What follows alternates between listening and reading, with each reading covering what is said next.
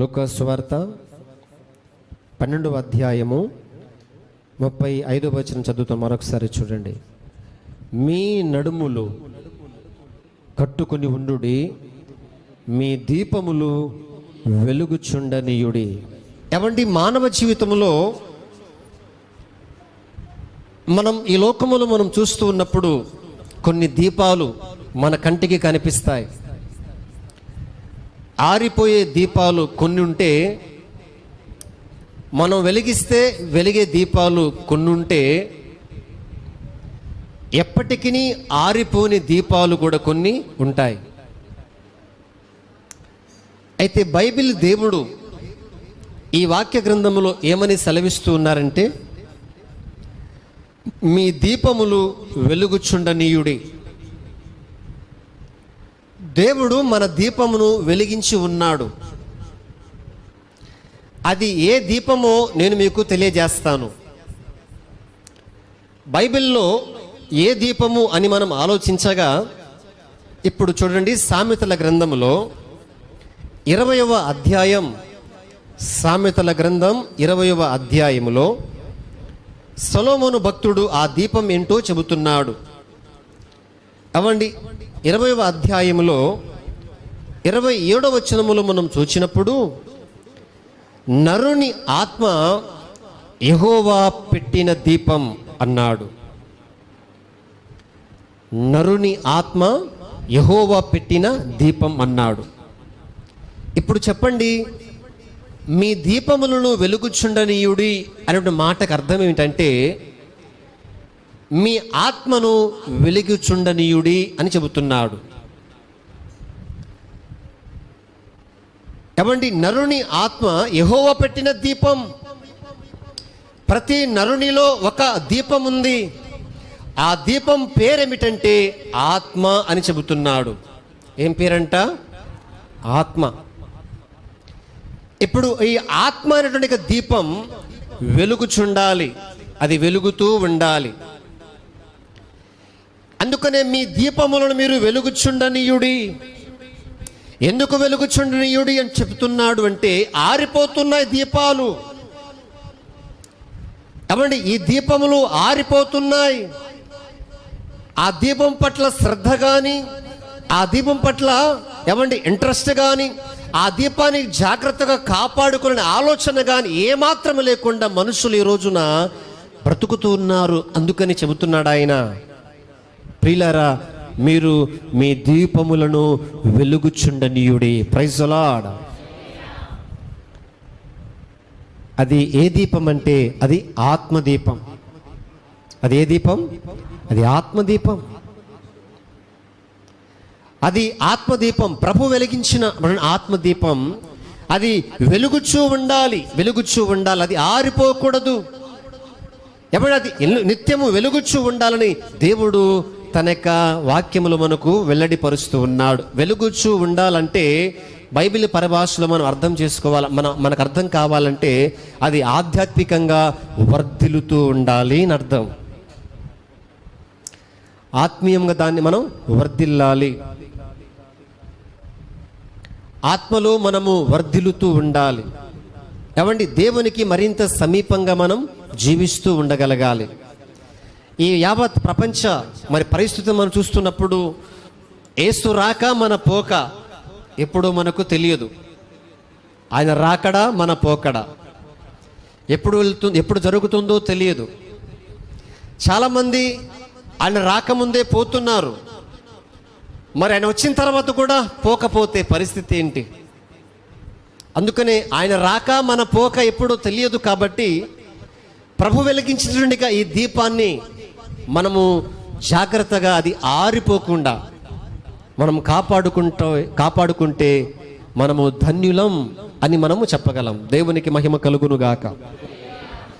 చాలామంది ఈ దీపం గురించి చాలా మాటలు చెబుతూ ఉంటారు, ఆత్మ అనే దీపాన్ని గురించి. ఏమండి, మతాలన్నీ కూడా, ప్రపంచంలో చాలా మతాలు ఉన్నాయి. ఆ మతాలన్నీ కూడా ఆత్మనే పెద్దపీట వేశాయి.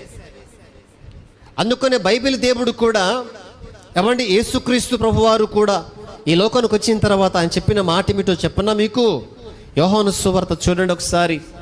యోహాను సువార్త 6వ అధ్యాయము, యోహాను సువార్త 6వ అధ్యాయములో 33వ వచనములో ప్రియులారా ఈ మాట రాయబడి ఉంది. 6వ అధ్యాయము 63వ వచనములో, 63వ వచనం, ఆత్మయే జీవింపచేయుచున్నది, శరీరము కేవలము నిష్ప్రయోజనము. వినండి ప్రియులారా, ఆత్మ జీవింపచేయుచున్నది, శరీరము కేవలం నిష్ప్రయోజనము, కేవలం నిష్ప్రయోజనం. మనం సచ్చిన తర్వాత ఈ శరీరము ఎందుకు పనికిరాదు. నీలో ఆత్మ ఉన్నంత వరకే ఈ శరీరానికి విలువ, నీలో ప్రాణం ఉన్నంత వరకే ఈ యొక్క శరీరమునకు విలువ, నీలో జీవమున్నంత వరకే ఈ శరీరానికి గౌరవం, పట్టింపు.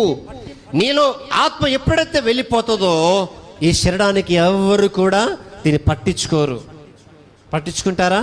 ఎవరు పట్టించుకోరు. మా నాన్నగారు చనిపోయారు కదా, మా నాన్నగారి శవాన్ని నా ఇంట్లోనే ఉంచుకుంటా అంటే ఒప్పుకుంటారా సొసైటీ? అవండి, ఎవరు ఒప్పుకోరు. అది కుళ్ళిపోతుంది, అది కంపు వాసన కొడుతుంది, అందులో పురుగులు పడతాయి అలాగే ఉంచుకుంటే. అందుకని దేవుడు చెబుతున్నాడు, శరీరము నిష్ప్రయోజనమైనది, అది పనికి మాలినది, అది ఆత్మ ఉన్నంత వరకే దానికి విలువ. ఆత్మ వెళ్ళిపోతే దానికి విలువే లేదు, దానికి విలువే లేదు. మీరు ఇలా కూర్చున్నారంటే గల కారణం, నేను ఇలా నిలబడి మాట్లాడుతున్న గల కారణం మనలో ఉన్న ఆత్మ. అందుకనే నరుని దేహములు, నరునిలో ఆ నరుని ఆత్మ యెహోవా పెట్టిన దీపం అంటున్నాడు ఆయన. అంటే దీపము, ఈ దీపము వెలుగుచున్నంత కాలము ప్రియులారా మనం దేవునిలో ఆనందించగలుగుతాం. దేవునికి స్తోత్రం కలుగును గాక. అయితే ప్రభు ప్రతి ఒక్కరిలో కూడా ఈ దీపం పెట్టాడు. ఈ దీపము పాపమయము కాకుండా ఉండటానికి క్రీస్తుతో మనము జతకరచబడాలి. క్రీస్తుతో పాటు మనం పాలిభాగలం కావాలి, పాలిభాగస్తులం కావాలి. అందుకనే క్రీస్తునందు ఎవరైతే రక్షించబడతారో, యేసునందు ఎవరైతే విశ్వాసం ఉంచుతారో వారందరూ కూడా దేవుని పిల్లలుగా ఆయన పరిగణిస్తూ ఉన్నారు. అందుకనే ఈ దీపం ఎవండి, గ్రంథాలన్నీ కూడా, మతాలన్నీ కూడా, ఈ లోకంలో ఉన్న మతాలన్నీ కూడా ఆత్మ విషయముని చాలా పెద్ద పీట వేయగా, ఆత్మనే వారు హైలైట్ చేసి మాట్లాడగా, ఆత్మయే మన జీవితంలో హీరో అని చెప్పగా శరీరం కేవలం జీరో. కాబట్టి ఆత్మ హీరో, శరీరము జీరో, శరీరం జీరో. అందుకనే హీరోకి అభిమానులు ఉంటారు, జీరోకు ఉంటారా? ఉండరు కదా. నీలో ఉన్న ఆత్మ నీ హీరో అయితే, ఏమండి, ఆ ఆత్మ వెలిగించబడినదైతే ఆ ఆత్మ ఎప్పుడు కూడా వెలుగుచుండనీయుడి అని చెబుతున్నాడు. దేవునికి స్తోత్రం కలుగునుగాక. ఎందుకు ఈ మాట చెబుతున్నాడంటే ఆరిపోయే ప్రమాదం ఉంది. ఏ ప్రమాదం ఉంది? ఆరిపోయే ప్రమాదం ఉంది. మన ఇంట్లో దీపం వెలిగించామండి, గాలి, ఫుల్ గాలి, కరెంటు పోయింది, ఏమండి, వడగండ్లు పడుతున్నాయి, ఇంట్లో ఒక క్యాండిల్ వెలిగించాం, ఎంతవరకు వెలుగుతుంది? అది ఉన్నంతసేపు వెలుగుతుంది. పోనీ ఒక బుడ్డి తీసుకున్నాం, ఆ బుడ్డిలో నూనె వేసాం, దాంట్లో ఒక బత్తి చేసి అది వెలిగించిన, ఎంతసేపు వెలుగుతుంది? అది నూనె ఉన్నంతసేపు వెలుగుతుంది, తర్వాత ఏం చేస్తుంది? ఆరిపోతుంది. అలాగనే దేవుడు మన ఆధ్యాత్మిక జీవితంలో ప్రియులారా, మన ఆత్మదీపం వెలిగించబడాలంటే అది మనం ఆరిపోకుండా చాలా జాగ్రత్తగా దాన్ని కాపాడుకుంటూ ఉండాలి. చాలామంది ప్రపంచంలో, క్రైస్తవ సమాజంలో ఉండే ప్రజలు చాలామంది వారి ఆధ్యాత్మిక జీవితంలో అసలు ఏమాత్రం పట్టింపు లేకుండా వారి ఆత్మదీపమును ఆరిపోతున్నా వాళ్ళ పట్టింపే లేకుండా బ్రతుకుతూ ఉన్నారు. అందుకని దేవుడు చెబుతున్నాడు, ఎదుగో మీ నడుములు కట్టుకొనుడి, మీ దీపములు వెలుగుచుండనీయుడి. Praise the Lord. ఏమండి వినండి, మీ దీపములో మీరు వెలుగుచుండనీయుడి. మన దీపం వెలగకపోతే, మన దీపము వెలిగించబడకపోతే, మన దీపం ఒకవేళ ఆరిపోతే జరిగే పరిమాణం, జరిగే నష్టం ప్రియులారా అంతా ఇంత కాదు. అది కేవలం ప్రియులారా ప్రభు చెబుతున్నాడు ఒకే ఒక మాట, అది నిత్య నరకాగ్ని పాలవుతుంది నీ దీపం ఆరిపోతే. అందుకని ప్రభు చెబుతున్నాడు నీ దీపము ఆరిపోకుండా జాగ్రత్తగా చూసుకోమంటు. అందుకని ఈరోజు మీకు ఆత్మ దీపమునకు అడ్డగించే 3 శత్రువులు మీకు చెబుతాను. ఆత్మ దీపమును అడ్డగించే 3 శత్రువులు, 3 శత్రువులు. ఈ ఆత్మ దీపమును ఆర్పివేయటానికి, ఈ ఆత్మ దీపమును ఆర్పివేయడానికి, అది వెలగకుండా ఉండడానికి, అది ఆర్పివేయటానికి ఏమండి కొంతమంది శత్రువులు అడ్డగిస్తూ ఉంటారు. ఆ శత్రువులు ఎవరో వాక్యపు వెలుగు నుండి మనం చూద్దాం. ఈ ఆత్మదీపమును అడ్డగించేటువంటి 3 శత్రువులు మీకు తెలియజేస్తాను. మొదటి శత్రువు పేరు కొంచెం. ఏం చెప్పండి, గట్టిగా చెప్పాలి, కొంచెం. రెండవ శత్రు పేరు కంచం. రెండవ శత్రు పేరు కంచం. మూడవ శత్రు పేరు చెప్పండి. మూడవ శత్రు పేరు మంచం. ఎవరు వీళ్ళు? ఆత్మదీపమును అడ్డగించే శత్రువులు. మొదటి శత్రువు కొంచెం, రెండవ శత్రువు కంచం, మూడవ శత్రువు మంచం. ఇవి ఏమిటో మనం వాక్యపు లోపలికి వెళ్దాం. రైట్. నెంబర్ 1 ఏంటంటే కొంచెం. ఆత్మదీపమును మన ఆధ్యాత్మ జీవితములో వెలగకుండా, మన ఆత్మ జీవితమును అణగద్రొక్కటానికి, దేవునిలో ముందుకు కొనసాగకుండా, ఏమండి మనం ప్రభువులో ఆధ్యాత్మికంగా వెలగకుండా ఉండడానికి అడ్డగించేటువంటి శత్రువుల్లో మొట్టమొదటి శత్రువు ఏంటంటే కొంచెం అన్నారు. దేవునికి స్తోత్రం కలుగును గాక. ఏంటంటే ఇది కొంచెం.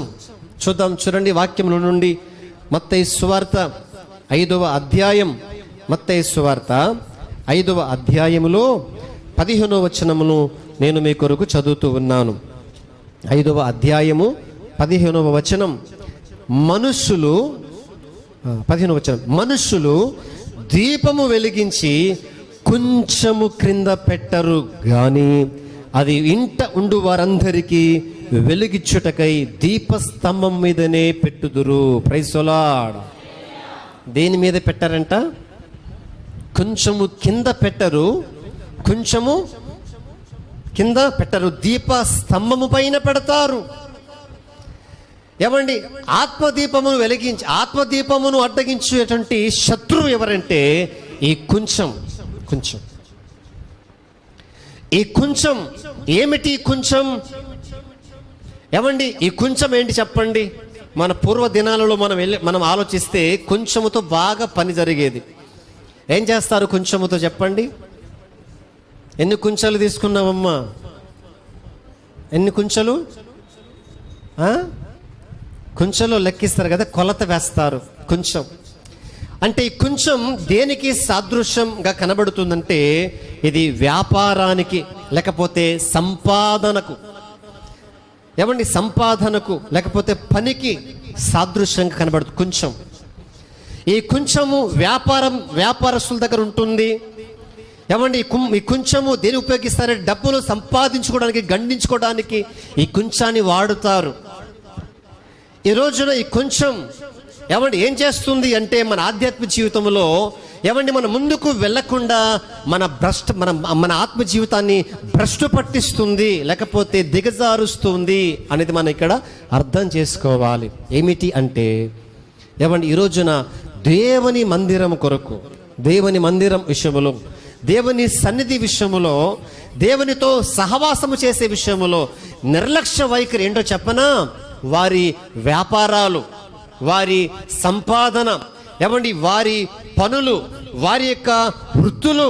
ఈరోజు చాలామంది వారు పనికి ఎక్కువ ప్రాముఖ్యతనిచ్చి, సంపాదనకి ఎక్కువ ప్రాముఖ్యతనిచ్చి, వారి వ్యాపారానికి ఎక్కువ ప్రాముఖ్యతనిచ్చి దేవుని ఎక్కువగా ప్రయారిటీ ఇవ్వకుండా దేవుని సన్నిధిని నిర్లక్ష్యపరిచిన వ్యక్తులు చాలా మంది ఉన్నారు ఈ లోకంలో. అందుకని ప్రభు చెబుతున్నాడు, ఇదిగో అలాంటి వారు ఏం చేయబడతారంటే వారు ఆధ్యాత్మికంగా ముందుకు వారు సాగలేరు. వారి ఆత్మీయ జీవితంలో వారి ఆత్మదీపము ఇవ్వండి వెలగడానికి ఈ కొంచెం ఏం చేస్తూ ఉందంటే వారిని అడ్డుగిస్తూ ఉంది.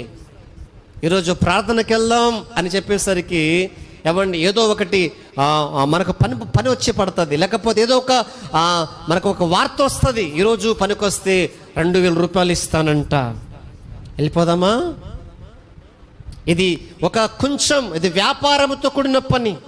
అంటే దేవుని కంటే ఎక్కువగా మనం దేని ప్రయారిటీ ఇస్తామో అది నీ ఆధ్యాత్మిక జీవితాన్ని అడ్డుకునే శత్రువు అన్నమాట.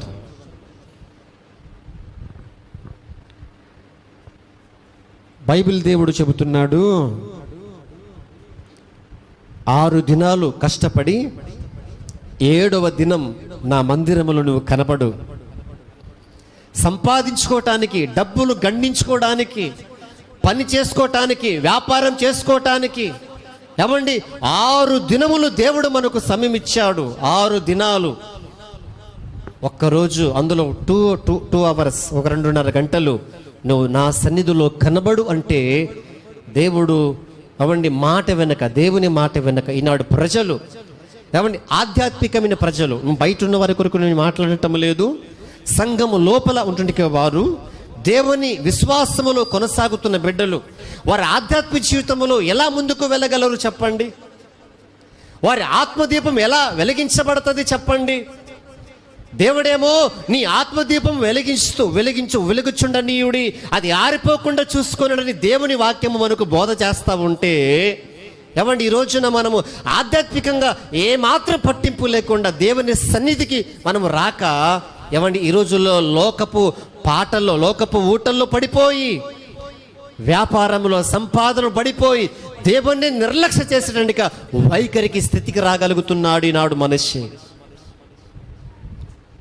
అందుకనే దైవజనులు చెబుతూ ఉంటారు, అమ్మా మీరు 6 దినాలు వెళ్ళండి, 7వ రోజు ఖచ్చితంగా ప్రభు దగ్గరికి కనపడండి, ప్రభు మిమ్మల్ని దీవిస్తాడు.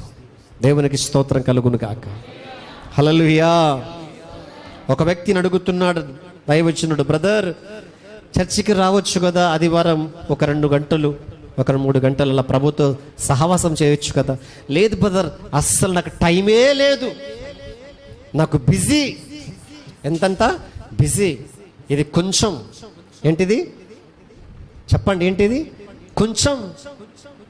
చాలా మంది ఈ కొంచెం లోపలికి వెళ్ళిపోతున్నారు.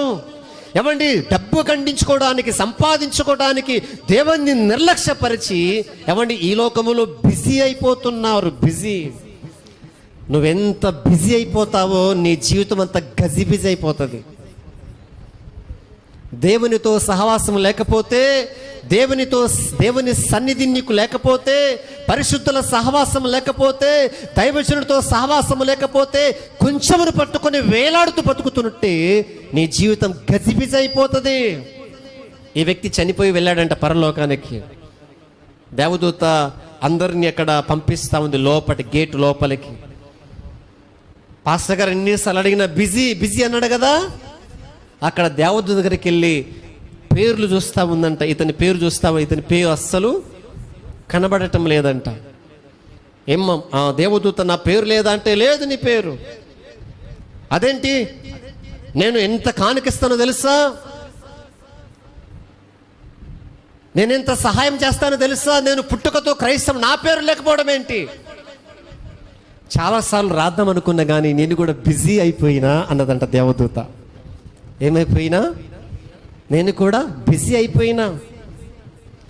దేవుని మందిరానికి రావటంలో నీవు బిజీ అయిపోతే నీ పేరు జీవగ్రంథములో రాయటములో కూడా దేవుడు అక్కడ బిజీ అయిపోతే ఇక నీ గతి ఏంటో చెప్పండి? పళ్ళు కొరుకుట, చెప్పండి, తర్వాత ఏడ్చుట. దేవునికి స్తోత్రం కలుగును గాక. అర్థమవుతుందన్న మాటలు? అందుకని నీలో ఉన్న ఆత్మ దీపమును అడ్డగించే మొట్టమొదటి కొంచెం.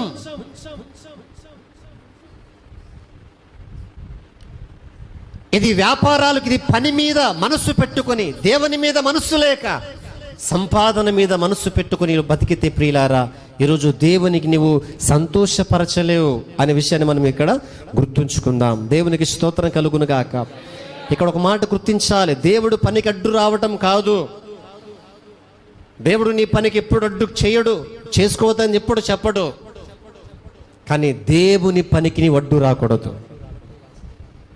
దేవుని పనికి మాత్రం నువ్వు అడ్డు రాకూడదు. ఇక్కడ దేవుడు పని జరుగుతుంది. దేవుడు తన పిల్లలను తన వాక్య ఆహారముతో పోషిస్తూ ఉన్నాడు.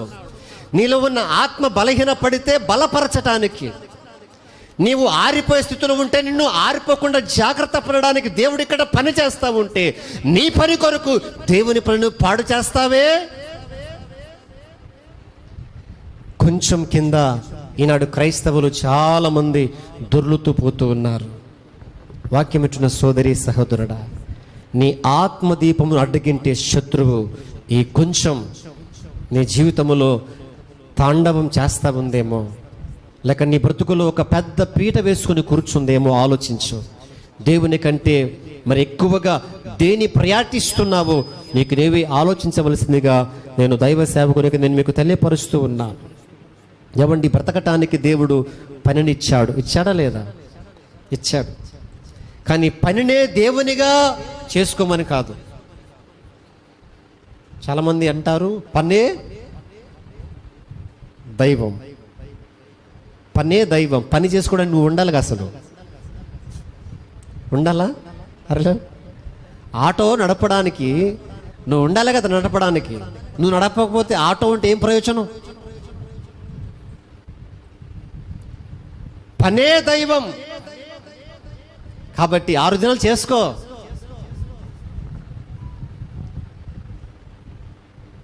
మనం బ్రతకడానికి పనినిచ్చాడు, బ్రతకడానికి వ్యాపారం ఇచ్చాడు, బ్రతకడానికి ఆటోనిచ్చాడు, బ్రతకడానికి ఏమంటే స్టడీ ఇచ్చాడు, బ్రతకడానికి ఉద్యోగం ఇచ్చాడు. కానీ ఉద్యోగమే దేవుడైపోతే, ఆటోయే దేవుడైపోతే, అవండి అన్నీ మనకు ఆయన అయిపోతే, రేపు మనమే లేకపోతే మన పరిస్థితి ఏంటి? అందుకనే కొంచెం నీ ఆత్మీయ జీవితాన్ని అడ్డగిస్తుంది ముందుకు వెళ్లకుండా. నీలో ఉన్న ఆత్మ అది దేవునిలో బాగా ఎదగకుండా నిన్ను అడ్డగిస్తుంది. ఏంటయ్యా అంటే కొంచెం. అందుకనే ఈ కొంచాన్ని నువ్వు జయించాలి. దేవునికి స్తోత్రం కలుగును గాక. వాక్యం అర్థమవుతుందా మీకు? అమ్మా, నీలో ఉన్న ఆత్మ దీపము వెలిగించాలి. అది దాన్ని అడ్డుకోవడానికి శత్రువు నీ మీద దాడి చేస్తా ఉన్నాడు. ఏ రూపంలో అంటే కొంచెం రూపములో నీ మీద వాడు దాడి చేస్తా ఉన్నాడు. నిన్ను టెంప్ట్ చేస్తా ఉన్నాడు, ఆశ చూపిస్తా ఉన్నాడు, మోసం చేయడానికి నిన్ను ఎన్నో రకాలుగా నిన్ను టెంప్ట్ చేస్తాడు ఆయన. మోసపోవద్దు. ఈ లోకం ఆశ చూపి మోసం చేసేది ఈ లోకం. ఆదివారం రోజే వస్తారు అందరూ. ఎక్కడి నుంచి వస్తారో, మిగతా రోజులు రారు. ఆ రోజే వచ్చి పడతారు కుప్పలుగా. అవండి, ఆ రోజు వచ్చి రాగానే అందరికీ ఇప్పుడు మర్యాద చేయాలి కదా. మార్కెట్కి పరిగెత్తుతాం, 3 కేజీలు 4 కేజీలు పట్టుకొస్తాం. ఏవే ఉండి పెట్టు. మరి చర్చి ఈరోజు వద్దులే, మానేద్దాం. కొంచెం ప్రియులారా, ఇది కొంచెం ముందుకెళ్తా అది ఆ విషయంలో. ఈరోజు అలాగే చెబుతున్నాడు ఆయన. అందుకనే ఒక వ్యక్తి 365 రోజులు పనిచేశాడంట, నాన్ స్టాప్గా. 12 లక్షలు కూడబెట్టాడు. ఎన్ని లక్షలు? 12 లక్షలు. సంవత్సరంలో 365 రోజులు కష్టపడితే 12 లక్షలు కూడబెట్టాడు. దేవునికి స్తోత్రం కలుగును గాక. అయితే 2 కిడ్నీలు పాడైపోయినాయి. 2 కిడ్నీలు పాడైపోయినాయి. మరి విరామం లేకుండా పని చేస్తే ఏమవుతుంది? మనిషి అలసట వస్తుందా రాదా? విరామం తోలకుండా రాత్రి పగలు నువ్వు ఆటో తోలు ఆమోస్ ఏమవుతుంది? కళ్ళు తిరిగి పడిపోతావు ఇంట్లో.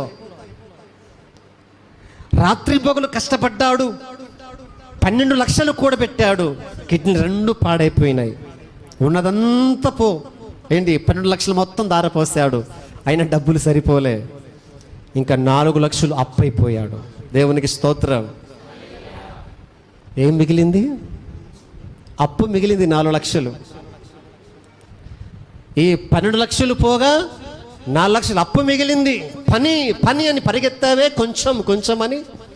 అబ్బా, అక్కడ మంచి పెద్ద కొలతలు ఇస్తారు, అక్కడ పెద్ద డబ్బు వస్తుందంట, అక్కడ పెద్ద నోటు ఇస్తారంట, కొంచెం. ప్రియులారా వినండి, నీ ఆత్మదీపమును అడ్డగించే శత్రువు ఎవరంటే కొంచెం ఈరోజు మన ఆధ్యాత్మిక జీవితాన్ని పాడు చేస్తుంది. అది వెలగకుండా మన ఆత్మ జీవితం ముందుకు వెళ్ళనివ్వకుండా మనల్ని అడ్డుకిస్తుంది. అందుకని వాక్యములో ప్రభు చెబుతాడు, చూద్దాం ప్రియులారా. యాకోబు పత్రిక 4వ అధ్యాయములో, యాకోబు పత్రిక 4వ అధ్యాయం 14 మనం చూచినప్పుడు ప్రియులారా, అక్కడ ఒక మాట ప్రభు చెబుతారు. చూడండి, మాట చదువుదాం. 14వ వచనములో ఆయన చెబుతున్న మాట ఏమని, రేపేమి సంభవించునో మీకు తెలియదు. బాగా వినండి ఈ మాట, రేపేమి సంభవించునో మీకు తెలియదు, మీ జీవం ఏ పాటిది, మీరు కొంతసేపు కనబడి అంతలో మాయమైపోవు ఆవిరి వంటి వారే. ప్రైసొలాడ. చెప్పండి, ఇవ్వండి. 13వ వచనం చదువుతున్నాను చూడండి. నేడైనను రేపైనను ఒకానొక పట్టణమునకు వెళ్ళి అక్కడ 1 సంవత్సరం ఉండి, ఇతనిలాగా ఇంతకు చెప్పానే, ఇతను లాంటి అనమాట ఈయన. 1 సంవత్సర కాలం ఉండి వ్యాపారము చేసి లాభము సంపాదించము రెండని చెప్పుకుని వారలారా. 1 సంవత్సరం పాఠం ఊరు నుంచి వెళ్ళిపోదాం, హైదరాబాద్ వెళ్ళిపోదాం, లేకపోతే ఛత్తీస్గఢ్ వెళ్ళిపోదాం, ఒరిస్సా వెళ్ళిపోదాం, లాభము సంపాదించుకుందాం డబ్బు అని చెప్పుకుని వారలారా. మీ జీవం ఏ పాటిది, మీరు ఇంతలో కనబడి అంతలో మాయమైపోయి ఆవిరి వంటి వారు కారా మీరు.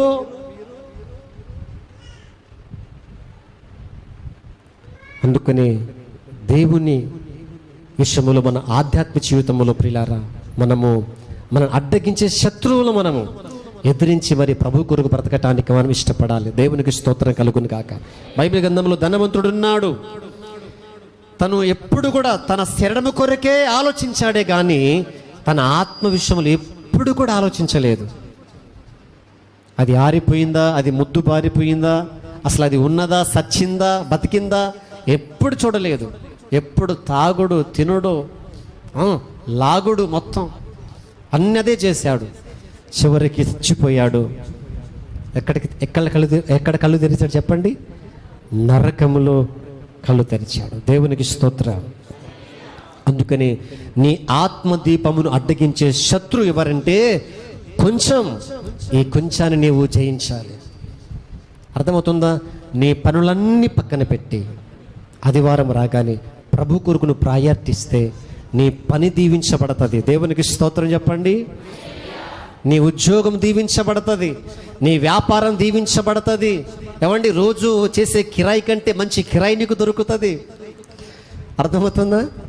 దేవుని సమయం దేవునికిచ్చి, దేవుని సమయం దేవునికిచ్చి మన సమయంలో మనము చేసుకుంటే దేవుడు బ్లెస్ చేస్తాడు, ఆశీర్వదిస్తాడు. అలా చేసి చూడండి మీరు. అయ్యా 6 దినాలు కష్టపడమన్నా కాబట్టి 6 దినాలు పని చేస్తున్నా, 7వ దినం నీ సన్నిధికి వచ్చాను, నా సమయం నీ సన్నిధిలో గడుపుతున్నాను. ఎదుగో కొంచెం నాకొద్దు నాయన, నీ సన్నిధి నాకు కావాలి ప్రభు అని ప్రభు దగ్గర ప్రార్థన చేసి సోమవారం నుంచి ప్రారంభించండి మీ పనులు. తప్పనిసరిగా దేవుడు నీ కుటుంబాన్ని బ్లెస్ చేస్తాడు. నీ ఆధ్యాత్మిక జీవితం వెలుగుతూ ఉంటుంది. దేవునికి స్తోత్రం కలుగును గాక. అందుకని మీ దీపములు వెలుగుచుండనీయుడి. Praise the Lord. హల్లెలూయా. ఏమండి వినండి. అందుకని ఆత్మదీపమును అడ్డగించే శత్రువులలో మొదటి శత్రువు ఎవరు చెప్పండి? కొంచెం. ఈ కొంచెం ఏం చేయాలి? మనం జయించాలి. రెండవ శత్రువు చెప్తాను.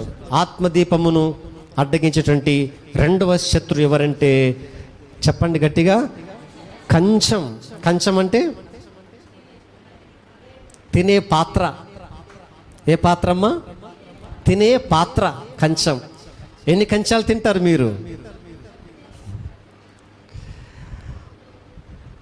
కొంతమంది ఒకే కంచాన్ని కానీ మరల వేసుకుంటారు. దేవునికి స్తోత్రం కలుగునుగాక. కొందరుంటారు బకాసురులు. ఏమండి, తిండి కొరకే పుట్టారేమో అన్నట్టుంటుంది. పొద్దస్తమానం తిండి తిండి తిండి. వారు పొద్దున్న లేచిన దగ్గర నుంచి సాయంత్రం వరకు కిచెన్ నుంచి బయటికి రానే రారు. ఏదో ఒకటి నాలుగు లాగుతూ ఉంటుంది, కిచెన్ రూమ్కి అసలు పెడతానే ఉంటారు వీళ్ళు. ఏమండి, కంచం నీ ఆధ్యాత్మ జీవితమునకు అడ్డుపడేది ఏంటంటే కంచం అనే పాత్ర. ఏమండి, ఈ కంచం వలన చాలా మంది జీవితాలు పాడైపోయినాయి. దేవునికి స్తోత్రం. దేవుడు అన్నాడు, నీవు తిండిపోతువైతే, చెప్పండి చెప్పండి, నీవు తిండిపోతువైతే నీ గొంతుకకు కత్తి పెట్టుకో అన్నాడు. ఏం పెట్టుకోమంట? ఏంటో అయ్య గారు, ఏదో ఒకటి తినదే నాకు అసలు గడియ పోదు, అసలు సమయం పోదు. ఏదో ఒకటి తింటూనే నోరు ఆడుతూనే ఉండాలా. ఆవు నోరులాగా గేదెలు నోరు ఆడిస్తూనే ఉంటాయి, తెలుసా మీకు? నీది గేదె నోరా? ఏమండి, ఎప్పుడు తిండిగోలేనా? అది కూడా మంచి కొందరు ఉంటారు, రోజు నాన్ వెజే, ముక్కలేనిదే ముద్ద దిగదు. దీనికి అలవాటైపోయారు చాలామంది. ఏంటి మమ్మీ ఏం కూర అంటే, పప్పుసారా, పో నాకొద్దు. ఏం కావాలరా? చికెన్ కావాలి మమ్మీ. ఏం కావాలంట? చికెన్. ఇప్పుడు వీడి కోసం తీసుకురావాలి మళ్ళీ. దేవునికి స్తోత్రం కలుగును గాక. కంచం. ఏమండి, క్రైస్తవ ఆధ్యాత్మ జీవితంలో మన ప్రభువుతో మనము కొనసాగకుండా, దేవునితో మనము అంటుకట్టబడి ఉండకుండా, మన ఆత్మ జీవితము వెలగనివ్వకుండా అడ్డుపడే శత్రువు ఏదైనా ఉంది అంటే అది రెండవ శత్రువు ఎవరంటే అది కంచం అనే పాత్ర అని ప్రభు తన వాక్యములో వెల్లడిపరుస్తూ ఉన్నాడు. ప్రభు ప్రియులారా, చూడండి ఆయన వాక్యముల నుండి మాట చూద్దాం. లూకా సువార్త చూడండి లూకా సువార్త 8వ అధ్యాయం లూకా సువార్త 8వ అధ్యాయము 16వ వచనాన్ని మనం చదువుదాం. నేను మీ కొరకు చదువుతున్నాను, చూడండి ఒకసారి. 8వ అధ్యాయము 16వ వచనంలో ఈ మాట ఇలాగూ రాయబడి ఉంది. ఎవడును దీపం ముట్టించి పాత్రతో కప్పివేయడు. Praise the lord. ఎక్కడ పెట్టడు? పాత్రతో కప్పివేయడు. పాత్ర కంచముతో ఎవరు కూడా పెట్టడు. దీపాన్ని వెలిగించి ఎవరు కూడా కంచము కింద పెట్టరు అని చెబుతున్నాడు. ఇంకో మాట మీకు సందర్భానికి జ్ఞాపకం చేస్తాను.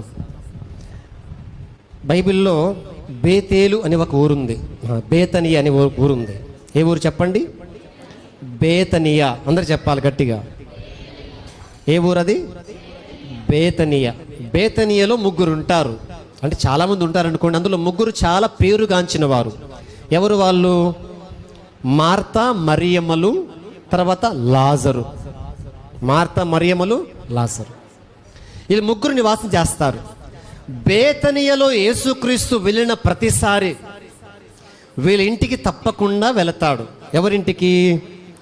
మార్తా, మరియమ్మల ఇంటికి. బేతనియలో ఒకరోజు యేసు ప్రభు వచ్చాడు.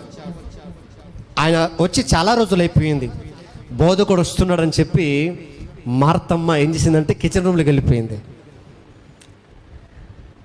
కిచెన్ రూమ్లోకి వెళ్ళిపోయి యేసు ప్రభు వచ్చేట సంగతిని పక్కన పెట్టేసి యేసు ప్రభు కోసం మంచి రకరకాల వంటలు, chicken biryani, mutton biryani, veg biryani అన్ని మొత్తం ఏ వద్ద అంటే మొత్తం తయారు చేస్తూ ఉంది. లోపటే మొత్తం పొద్దస్తం అక్కడే ఉంది. యేసు ప్రభువు చెప్పడికే చాలా టైం అయింది. అమ్మ మార్తమ్మ ఏం చేస్తున్నావంటే, వంట చేస్తున్నా. బోధకుడా ఏం చేస్తున్నావమ్మా? వంట చేస్తున్నా. దేని కొరకు? కంచం నింపబడాలి. ఏం నింపబడాలి? కంచంలో వేసుకుని తినాను కదా. కంచం కోసం ప్రియులారా ఆధ్యాత్మిక జీవితాన్ని పాడు చేసుకునే మార్తములు ఇక్కడ ఉన్నారు కొంతమంది. మేమెవరం కామయ్య గారు అని చెప్తారా? ఏవండి, జల్లెడ పడితే బయటకు వస్తారు. దేవునికి స్తోత్రం కలుగును గాక. హల్లెలూయా. అప్పుడప్పుడు కొంతమంది వ్యక్తిని గురించి వింటా ఉంటారు. మీరు కాదులే, మీరు మంచోళ్ళే. ఆవిడండి బా ఎంత మాంసం తింటుందండి, పాపురే, అస్సలు అనుకోలేదండి అంటారు. కంచం, ఏమండి, కంచం నిండా కావాలి. కంచములు కంటి నిండా కనబడాలి కొందరికి. దేవునికి స్తోత్రం కలుగును గాక. చచ్చిపోతావు ఎందుకు తిండి అంతా.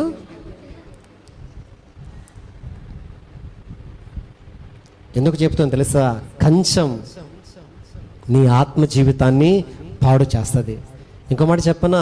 కంచంలో నీవు కంచం మీద నీ మనసు పెడితే, ఏమండి, నీ మనసు మొద్దుబారిపోయి, నీ ఆత్మ మొద్దుబారిపోయి, ఏమండి, శరణం మీదనే మనసు పెట్టేసి దానికి ఎప్పుడు ఇంకా ఉదయం టిఫిన్ కావాలి, మధ్యాహ్నం ఆ ఐటెం కావాలి, సాయంత్రం ఈ ముక్కలు కావాలి, దాని కొరకే ధ్యాస, అంతే. ఇక నీలో ఉన్న ఆత్మ విషయంలో పట్టింపే ఉండదు. అందుకనే కంచం విషయంలో జాగ్రత్త అని ప్రభు చెబుతున్నాడు. దేవునికి స్తోత్రం. తినండి, మంచిగా ఆరోగ్యంగా ఉండండి, తినవద్దని చెప్పట్లే ప్రభు. కానీ ఊకి తిండిగోలేనా, అది మన వాళ్ళకి తగదు అంటున్నాడు ఆయన. దేవునికి స్తోత్రం కలుగును గాక. హల్లెలూయా. దేవునికి స్తోత్రం. నీ ఆకలి తీరే వరకు తిను, తప్పేమీ లేదు. ఆకలి తినే వరకు తిను, తప్పేమీ లేదు. నీ ఆకలికి మించి తిన్నావో అది వ్యర్థం, అది నీకు పట్టదన్నమాట. కొంతమంది ఉంటారు, కడుపు నిండిపోయి ఉంటుంది, ముక్కలు చూస్తూ ఉంటే తినాలనిపిస్తుంది, ఆతృత. కానీ ఏం చేయను, లోపల ఫుల్ ప్యాకేజ్. దేవునికి స్తోత్రం కలుగును గాక. హల్లెలూయా. వినండి ప్రియులారా, మరియమ్మ పాదాలు పట్టుకుని ప్రభు బోధ వింటుంటే, పరలోకము సంబంధమైన విషయాలు, ఆత్మదీపమును వెలిగించుకోవటానికి, ఆధ్యాత్మికంగా ప్రభువులో ముందుకు కొనసాగటానికి మరియమ్మ యేసు పాదాలు పట్టుకుని అక్కడ కూర్చుని ఆయన మాటలు వింటుంటే, మార్తమ్మ మాత్రం వంట రూమ్లో, కిచెన్ రూమ్లో బిజీ అయిపోయింది. అమ్మా, ఈ శరీరము కంటే ప్రాముఖ్యమైనది నీ ఆత్మీయ జీవితం ప్రాముఖ్యమైనది. శరీరం కేవలం నిష్ప్రయోజనం. ఆత్మ విషయములో పట్టింపు కలిగి బ్రతుకు. అందుకనే తిండి విషయములో కొంచెం జాగ్రత్త వహించండి అని ప్రభు చెబుతున్నాడు ఆయన. దేవునికి స్తోత్రం కలుగును గాక. హల్లెలూయా. ఒక ఆమె 9 గంటలకు ఆరాధనకు వచ్చేది, ప్రభు దగ్గరికి ఆరాధనకు వచ్చేది. ప్రభు దగ్గరకు వచ్చి, ప్రభువా నన్ను దీవించు నాయనా, నా కంచెమును దీవించు నాయనా అని ప్రార్థన చేసేది.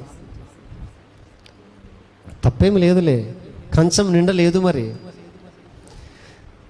అంటే ఇంట్లో కొన్ని నిత్య అవసరాలు కూడా తీర్చలేని పరిస్థితి ఉంది, లోపట భారం ఉంది లోపట. నాకు కొంచెం మంచిగా తినాలని ఉంది ప్రభువా, నాకు సహాయం చేయండి అని ప్రభుని అడిగింది, తప్పేం లేదు. ప్రభు ఆ ప్రార్థన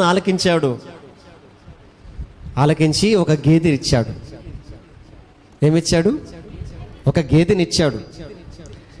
ఆ గేదె చక్కటి గౌడు గేదె, మంచి పాలిస్తూ ఉంది. సాయంత్రం ఒక 3, పొద్దున్న ఒక 4 లీటర్ పాలిస్తూ ఉంది. పాలమ్ముకొని బతుకుతుంది, మంచి డబ్బులు వస్తున్నాయి, కంచం కొంచెం బాగా నిండుతుంది, అప్పుడప్పుడు అందులో ముక్కులు కూడా పడుతున్నాయి. బాగుంది తన జీవితం, సాఫీకి వెళ్ళిపోతూ ఉంది.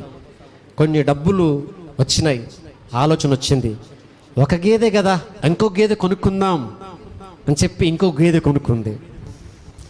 ఇప్పుడు గేదెలు పెరిగే కొలది చాకిరి ఎక్కువ అవుతుంది, తక్కువ ఇద్దా? ఎక్కువ ఇది కదా. ఇలా తను వెళుతున్న కొలది దేవుడు బ్లెస్ చేస్తూ ఉన్నాడు. ఒక గేదె, 2 గేదెలు, 3 గేదెలు కొనుక్కుంది, 4, 5 గేదెలు అయిపోయినాయి. ఇప్పుడు మందిరానికి 9 గంటలు వచ్చి ఆవిడ ఎప్పుడు వస్తుందో చెప్పనా, లాస్ట్లో ఆశీర్వాద ప్రార్థిస్తుంది. ఆమేన్ అని చెప్పడానికి అక్కడికి వచ్చి ఆమేన్ ప్రభు అంటది. దేవునికి స్తోత్రం. 1 వారం 2 వారాలు 3 4 వారాలు చూశాడు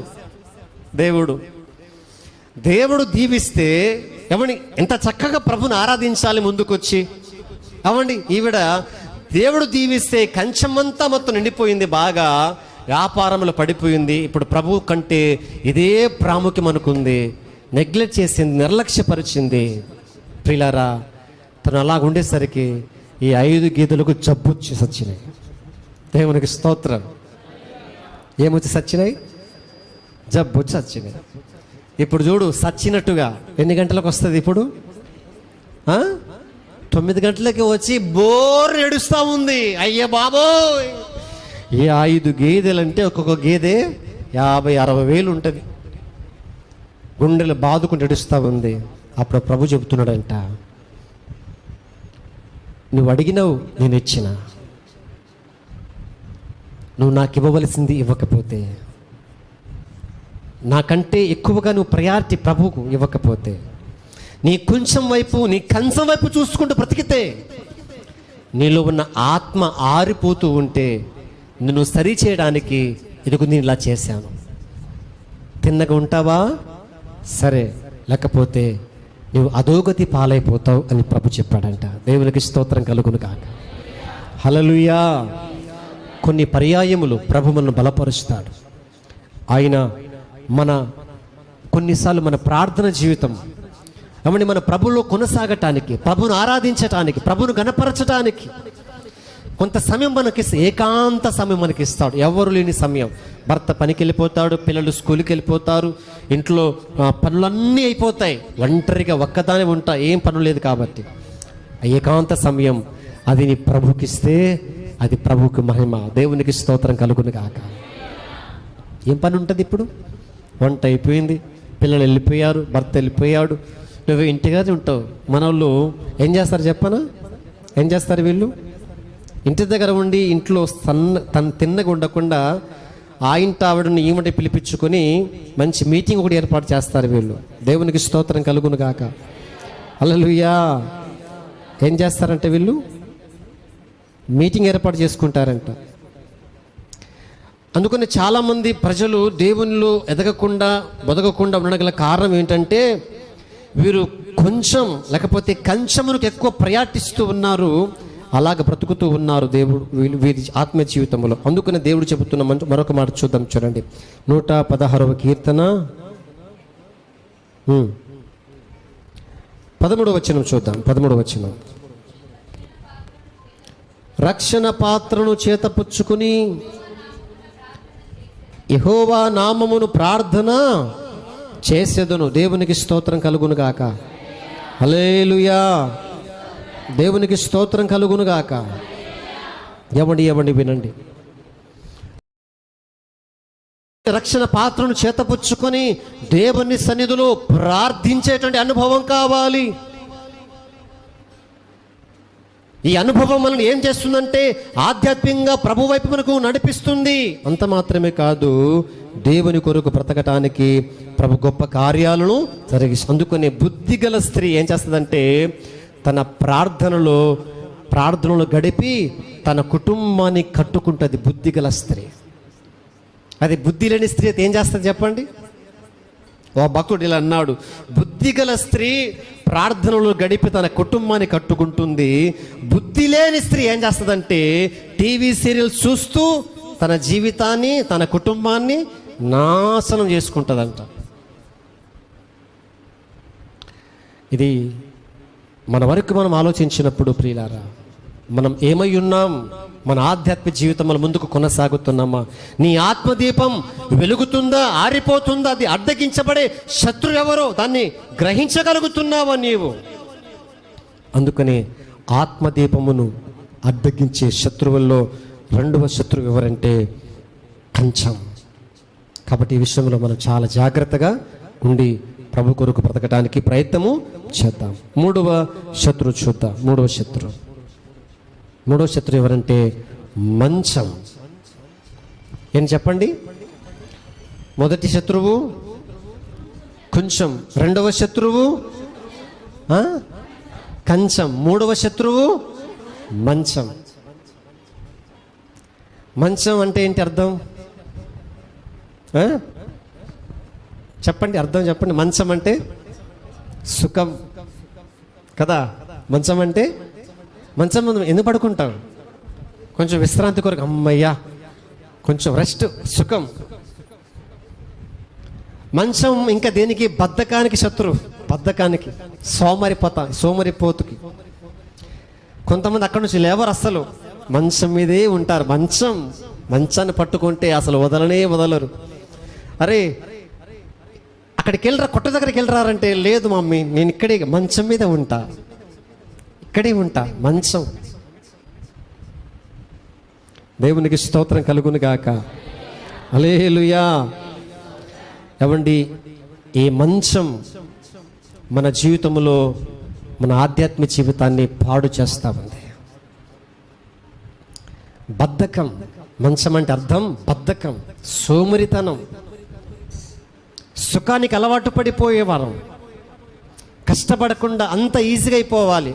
పోయిన వారం చెప్పానే, పగటి కలలు కనేవాడు కలగంటున్నాడంట, డబ్బులు వచ్చేస్తున్నాయి, గండించేస్తున్నాను, టోప్పర్ పడ్డాడు కింద. ఏమైపోయింది? కుండ పగిలిపోయింది. అలాగే ఉంటుంది. సుఖపడు, కానీ సుఖాన్ని కోరుకోవద్దు. బద్ధకముగా ఫీల్ అవ్వద్దు. సోమరితనంగా, లేజినెస్గా నువ్వు నడవద్దు. ఎందుకంటే ఈ లక్షణాలన్నీ కూడా ఏం చేస్తాయంటే ప్రియులారా, నీ ఆధ్యాత్మిక జీవితాన్ని పాడు చేస్తాయి. నీ ఆత్మదీపము వెలగకుండా అడ్డుపడతాయి. అందుకనే చాలామంది ఈ మంచానికి బలైపోతూ ఉన్నారు. అందుకే సుఖానికి బలైపోతున్నారు. ఏమండి, బద్ధకానికి బలైపోతున్నారు. కొంతమంది సోమరితనానికి బలైపోయి దేవుడు పెట్టిన ఆత్మను వెలిగించే విషయంలో ఎవరు వెనక జారిపోతూ ఉన్నారు. ఒక వ్యక్తి అంటున్నాడంట, ఈ మధ్య కాలంలో, నేను తిని త్రాగవలసి ఎంజాయ్ చేయవలసిన వ్యక్తిని నేను, కానీ ఇక్కడికి వచ్చిన తర్వాత ఇక్కడేమీ జరగట్లేదు. సుఖపడదాం అనుకుని ఇక్కడికి రాకండి. ఇక్కడ సుఖము ఉండదు. ఎక్కడ? భూలోకములో మనం సుఖపడదాం అనుకుంటే మన భ్రమ అవుతుంది.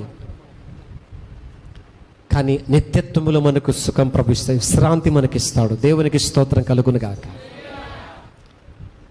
ఈ లోకంలో కష్టాలుంటాయి, ఇబ్బందులుంటాయి, ఏమండి, బాధ ఉంటుంది, కన్నీరుంటుంది, రోగాలుంటాయి, శ్రమలుంటాయి, నిందలుంటాయి, అవమానాలుంటాయి, అపార్థాలుంటాయి. నిందిస్తారు, గేలి చేస్తారు, మాట్లాడతారు, తిడతారు, అవసరమైతే కొట్టను కూడా కొడతారు, అన్నీ చేస్తారు. కానీ ప్రభు చెబుతున్నాడు, ఆ రాజ్యములో మాత్రం, ఆ రాజ్యములో మీ కొరకు నేను మంచి విశ్రాంతిని ఏర్పాటు చేసి ఉన్నాను. అక్కడ రాత్రి ఉండదు, అక్కడ చీకటి లేదు, అక్కడ ఆకలి అనిపించదు, అక్కడ బాధే ఉండదు. దేవునికి స్తోత్రం కలుగును గాక. ఆ నిత్య రాజ్యములో మనం వెళ్ళాలంటే, ఆ నిత్య రాజ్యము మనం వెళ్ళాలంటే ప్రియులారా, నీవు మంచమనే శత్రువుపై దాడికి దిగాలి, దాన్ని ఎదిరించాలి. సుఖమును కోరుకోకుండా, సుఖం విషయంలో లోబడిపోతున్నావేమో, అపవాది ఏం చేస్తాడు సార్? నిన్ను ఫస్ట్ నీ కోరిక తీరుస్తాడు. అపవాది ఫస్ట్ ఏం చేస్తాడు చెప్పండి? అపవాది దయ్యము ఫస్ట్ నీ కోరిక తీరుస్తాడు, తర్వాత మెల్లగా తన కోరికను తీర్చుకుంటాడు. ప్రార్థించటానికి బద్ధకం, మందిరానికి రావడానికి బద్ధకం, దేవుని వాక్యం చదవటం విషయంలో బద్ధకం. ఏమండి, ఇవన్నీ నీ ఆధ్యాత్మిక జీవితాన్ని శత్రువులు. మంచం. అందుకని నీ ఆత్మదీపమును అడ్డగించే శత్రువులు ఎవరంటే కంచం, తర్వాత మంచం. ఈ మూడు మన ఆత్మీయ జీవితంలో ప్రియులరమను అడ్డగించే శత్రువులు. దీన్ని మనం ఎదుర్కొంటే తప్ప మన ఆధ్యాత్మికంగా ముందుకు వెళ్ళలేం. ప్రభును మనం సంతోషపరచలేం, ప్రభును మనం ఘనపరచలేం.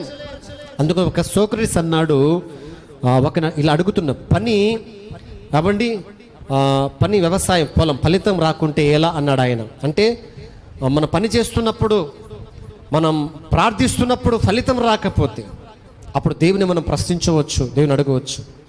ప్రసంగి గ్రంథంలో అంటాడు, ఒక మాట చూద్దాం, చూడకపోతే ఈసారి ఈ మాట మీకు చూపిస్తాను. ప్రసంగి గ్రంథంలో 10వ అధ్యాయము 8వ వచనం, 18వ వచనంలో, ప్రసంగి గ్రంథము 18వ అధ్యాయం 10-18. సోమరితనము చేత, చెప్పండి గట్టిగా, సోమరితనము చేత చేతుల బద్ధకము చేత ఇల్లు కురియును. Praise the lord. ఎండాకాలంలో నీ ఇల్లు కొంచెం పాడైపోయిన విషయం నీకు తెలుసు, బాగు చేద్దాంలే అనుకున్నావు. ఈ లోపల వర్షాకాలం స్టార్ట్ అయింది. వర్షాకాలం ఏమవుతుంది? ఇల్లు కురుస్తుంది కదా. రేకులు పగిలిపోయినాయి, ఆ రేకు కొంచెం ఏదైనా దానికి ఆసరగా దానిపైన ఏదో ఒకటి వేస్తే బాగుంటుంది. వీడికి అసలే బద్ధకం, మంచం కదా, మంచంలో ఉన్నాడు మనోడు, మంచం అనే అనుభవంలో ఉన్నాడు, బద్ధకంలో ఉన్నాడు, సోమరిపోతుగా బ్రతుకుతున్నాడు. చిన్న పనిని చేయడానికి కూడా బద్ధకం ఇంటి పనుల విషయంలో. అవ్వండి, వర్షాకాలం వస్తే అది కురుస్తుంది, కురవడానికి ప్రారంభం అవుతుంది. అందుకని సోమరితనము చేత నీ ఇల్లు, నీ ఇంటి కప్పు దిగపడిపోవును, చేతుల బద్ధకము చేత ఇల్లు కురియును. దేవునికి స్తోత్రం కలుగును గాక. అదే సామెతల గ్రంథంలో 21వ అధ్యాయము చూద్దాం, చూడండి. సామెతల గ్రంథం 21వ అధ్యాయము 25వ వచనం. సోమరి వాని చేతులు పని చేయనొల్లవు, వాని ఇచ్చ వాని చంపును. Praise the lord. వీడు మంచం మీదే పరుండి చాలా కోరికలు కోరుతూ ఉంటారు, అలా అయిపోవాలి, ఇది కావాలి, అది కావాలని. కానీ పని మాత్రం చేయడు. అందుకనే ప్రభు చెబుతున్నాడు, సోమరి వాని చేతులు పని చేయనొల్లవు, పని చేయని ఇష్టపడవు, వాని ఇచ్చ వాన్ని చంపుతుందంట. సోమరి, చీమల ఎద్దుకు వెళ్ళుము, చెప్పండి, వాటి నడతలు కనిపెట్టి ఏం తెచ్చుకోవాలంట?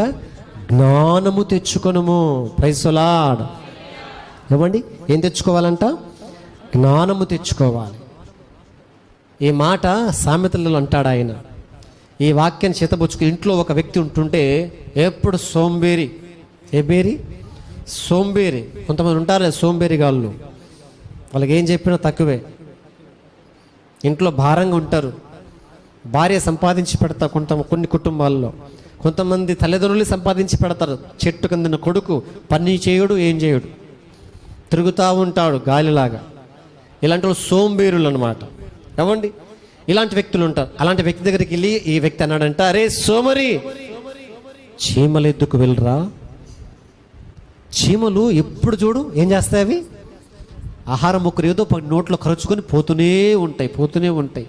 వాటి నడతలు కనిపెట్టు, జ్ఞానం తెచ్చుకో అంటే ఆయన అన్నాడంట, ఆ చీమలని నా ఎద్దుకు రమ్మని చెప్పు అన్నాడంట ఆయన.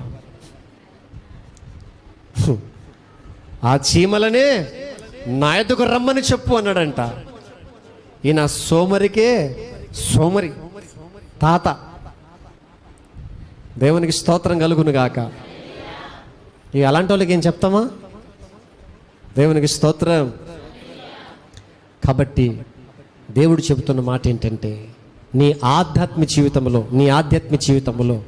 నీ ఆత్మదీపమును అడ్డగించే శత్రువులెవరో ఈరోజు ప్రభు మనకు చెబుతున్నారు. ఈ శత్రువులు నీవు జయించగలిగితే నీ ఆత్మదీపము వెలిగించబడుతుంది. అందుకని ప్రభు అన్నాడు, మీ దీపములను వెలుగుచుండనీయుడే, మీ నడుములు కట్టుకునుడి, మీ దీపములను మీరు వెలుగుచుండనీయుడి. Praise the lord. కాబట్టి అలా వెలుగుచుండాలంటే ఏం చేయాలి చెప్పండి? కంచం, మంచం, వీటిని ఏం చేయాలి? ఆహ్వానించుదాం మన జీవితంలోనికి. ఆహ్వానించుదామా? మంచిగా కుర్చీ వేసి కూర్చోబెట్టి మర్యాదిద్దామా? వీటిని బయటికి నెట్టివేద్దామా? బయటికి నెడదాం. ఒకవేళ వెళ్ళకపోతే మెడ పెట్టుకుని గెంటి వేద్దాం. అలా మీరు చేయగలిగితే మీ ఆత్మదీపము వెలుగుచూ ఉంటుంది. Praise the Lord. లేచి నిలబడి ప్రభుని అడుగుదాం, ప్రార్థన చేద్దాం. గొప్ప దేవుడా నీకు స్తోత్రాలు, మంచి దేవుడా నీకు వందనాలు. నీ ఆత్మ వెలగకపోవడానికి గల కారణం నీ బద్ధకమేమో, నీ సోమరితనం కారణం కావచ్చు.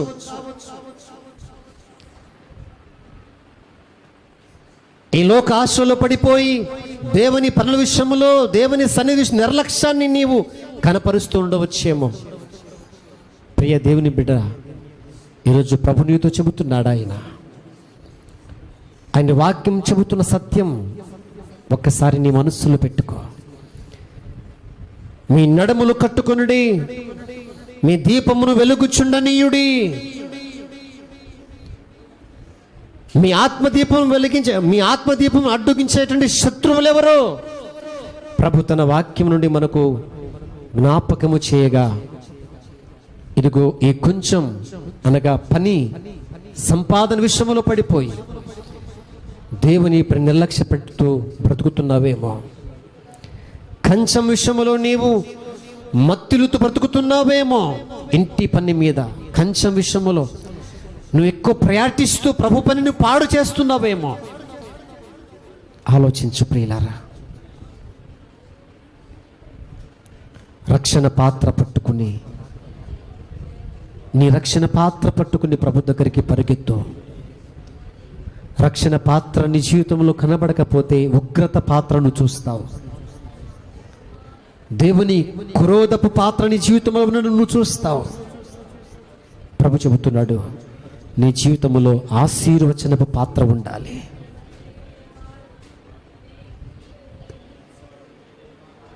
చివరిగా మూడవ శత్రువు మంచం అనగా సుఖం, బద్ధకం, సోమరితనం. ఈ మూడు విషయాలు మన ఆధ్యాత్మిక జీవితాన్ని అడ్డుకుంటూ బ్రతుకుతున్నాయి, ఆపివేస్తున్నాయి, ఆధ్యాత్మిక ముందుకు వెళ్లకుండా.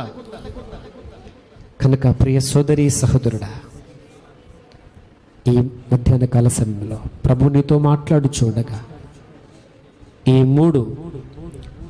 ముగ్గురు శత్రువులను మనం ఎదిరించుదాం. మన జీవితంలో వీటిని ఉండకుండా, మన బ్రతుకులను వీటిని పారద్రోలి, మన జీవితమును, మన కుటుంబంలో వీటిని నెట్టివేసి ప్రభు కొరకు బ్రతకటానికి ప్రభు సహాయం వేడుకుందాం. నీ ఆత్మదీపమును వెలుగుచుండనీయుడి అని ప్రభు చెప్పినట్లుగా, ప్రభువా నా ఆత్మ జీవితాన్ని వెలిగించండి, అది వెలుగుచుండనీయండి నాయన. ప్రార్థన చేసి ప్రభుని అడుగుదాం. Thank you lord, thank you father.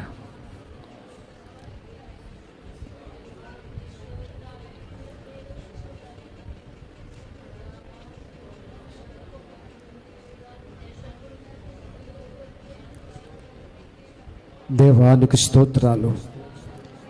కృపా సత్య సంపూర్ణుడైన మా తండ్రి, మీకు వందనాలు.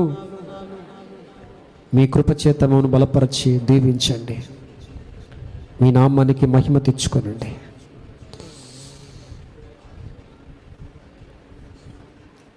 మీ వాక్యం శక్తి కలిగినది, బలము కలిగినది ప్రభువా. మా ఆధ్యాత్మిక జీవితమును అడ్డగించే శత్రువులు, మా ఆత్మ జీవితమును ఆటంకపరిచే శత్రువులు, కొంచెం అనగా పని, వ్యాపారం, డబ్బు సంపాదన కొరకై వేగిరిపడే మనస్సు మాలో ఉందేమో.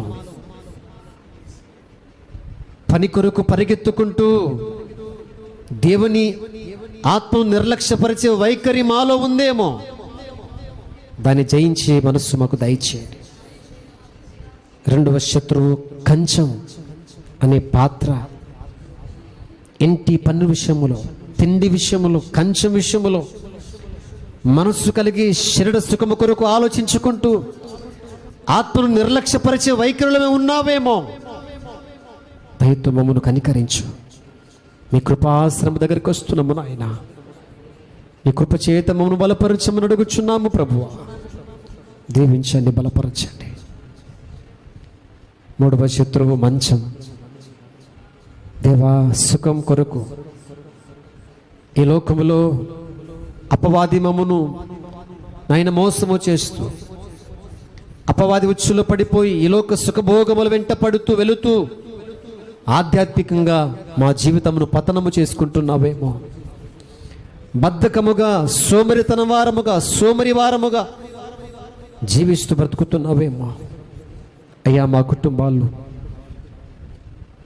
ఈ కుటుంబాలు, మా ఆధ్యాత్మిక జీవితాలు ఈ శత్రువుల చేత నైనా మేము ఓడిపోతున్నట్లేదు. దయతో మీ కృప చేత బలపరిచి ఈ శత్రువుల బారి నుండి మమ్మను తప్పించి మా ఆత్మదీపను వెలిగించి కృప మాకు దయచేస్తున్నామని యేసు నామముని ప్రార్థన అడుగుచున్నాను పరమ తండ్రి.